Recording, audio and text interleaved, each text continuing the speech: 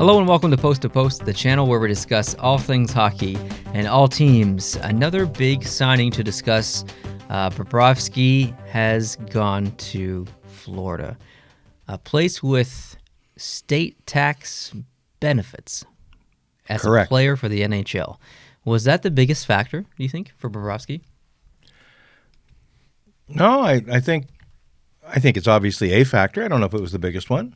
I don't know if it ever is the biggest factor, but it's always something to consider for sure. If you're a player, I mean, I would, if I was a player in the NHL, I would definitely consider that as a factor.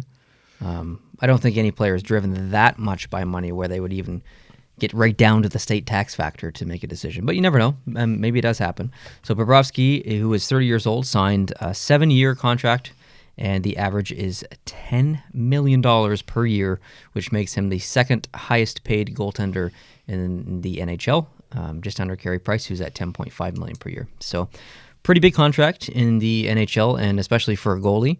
And it's got a lot of things that come with it because he's going to a team that has changed a lot in the past year. Has it ever? There's a lot of factors that go into place. So, like I said, he's 30, so when this contract is over, he'll be 37, which means his next contract will be the plus 35 contract. So it probably aligns him pretty good. He's 37. He's not going to play past 40, I don't imagine. So he's got 2 or 3 years left after this contract, and he can probably sign a pretty reasonable contract after that. So he's put himself in a good position. Florida's an up-and-coming team. They made some pretty significant changes over the past 4 years, or maybe 3 years. They sent out Gerard Gallant, and then Brandon Peary left, and then Jonathan Marchessault, and then a whole bunch of other people as well. They changed things around, new management, new coach, yada, yada, yada, and they find themselves in a position where there's a lot of new faces on that franchise, and now Bobrovsky's just the newest face, the newest new face. Yeah. So, And he's walking into the shadow of Roberto Luongo. which is a pretty big shadow. It's big shoes to fill, although Luongo wasn't his real self the last few years. Not so obviously. much in a skill-wise, but like a legacy-wise. Legacy-wise, all the way. So Bobrovsky is walking into a dressing room where the goalie has not always, but so the last little while at least, has been a very big factor in the team's identity, shall we say. So he wanted to play in a more exposed market. Mm-hmm. I would argue Sunrise, Florida is not that place as far as people in the stands. Like he's played in Florida because they've visited as a road team when he was playing for Columbus once a year at least, or maybe twice. But there's not a lot of people watching. There's not a lot of media scrutiny. He'll be able to walk probably anywhere in the city and not be recognized most of the time. Probably. Will he stay out in the beach area? I would. Mm-hmm. And it's just a nicer, gentler lifestyle for him. He's playing in a big city, but it's not a lot of pressure. Exactly. Yeah. So it's perfect. He's going to retire, but and work at the same time. Basically, it's going to be a pretty relaxing place to have his family and to live in general. So kudos to him. Yep. He's going to be the guy in the spotlight there as far as the starter. Obviously, he's going to be their starting goaltender. He'll be backed up by, as it looks right now on the roster, Montembeault.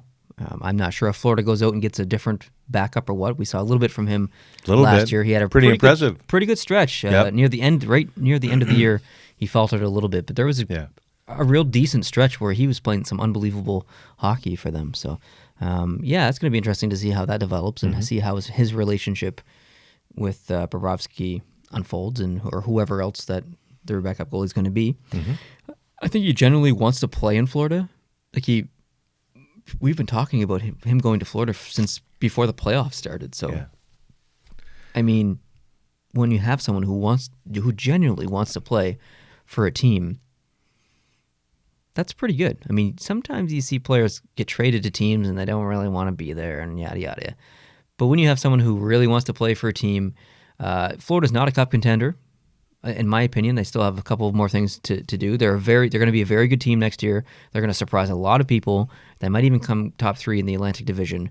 But I don't think you would generally say that they're a cup contender quite yet. And frankly, I hope I'm wrong a little bit there. But I think that I don't know where I was going with that point. I lost my train of thought. Well, it's just how Bobrovsky, how his immediate future is going to be. Yeah, so he's not like he's going to Tampa Bay, a team that's a contender that could potentially win the Cup 4 times in the next 5 years. He's going to a team that's growing, could be potentially a pretty good Stanley Cup contending team in the future in the next 3 to 5 years, but not a team that's going to win right away. And I think that says a lot about him as well. He wants to be part of the growth and stuff. So, and it might be, I'm not saying this is part of his reason to go there, but one of the interesting sideshows will be the goaltender duo that sets up between him and Vasilevsky for dominance of the Florida goaltending market. That's a really interesting factor. There hasn't really been a big rivalry between Florida and Tampa Bay, honestly, throughout their entire tenure in the NHL, which dates back to the early 90s. So they've never both been really good at the same time and bumping heads like that. So this is the first time where I think both teams are going to be genuinely and legitimately good. So that's a really good point. Yeah. And they're both Russian. It's going to be awesome, actually. I think for Florida, it's going to really revitalize that franchise from a fan perspective because that they so desperately need that.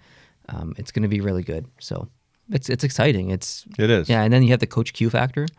You're going to that's a big deal. One of the most winningest coaches in the NHL in the last 10 years. And he can handle egos and he can handle superstars. Absolutely. And Florida is finally going back to the regular NHL team structure and team building and team operating model, where back when they let Gallant go and they did a lot of other moves, they were all doing it based on their stats and being very analytically driven by the numbers. And there's maybe something to be said for that to a point. But clearly they ran the team into the ground in the minds of a lot of people. Mm-hmm. And they've been paying the price for it ever since, and they're finally above water again. Mm-hmm.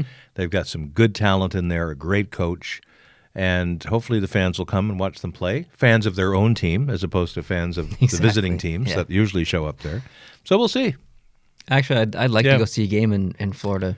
I couldn't think of a better place to go. When a specific team is in town playing, that may or may not be the Montreal Canadiens. But good contract for Florida, good contract for Bobrovsky. I think it's a win on all sides, and I think we all saw it coming. So, thanks for watching, guys. I really appreciate it. Let me know down below in the comment section how you feel about this signing, and we'll see you in the next video. Adios.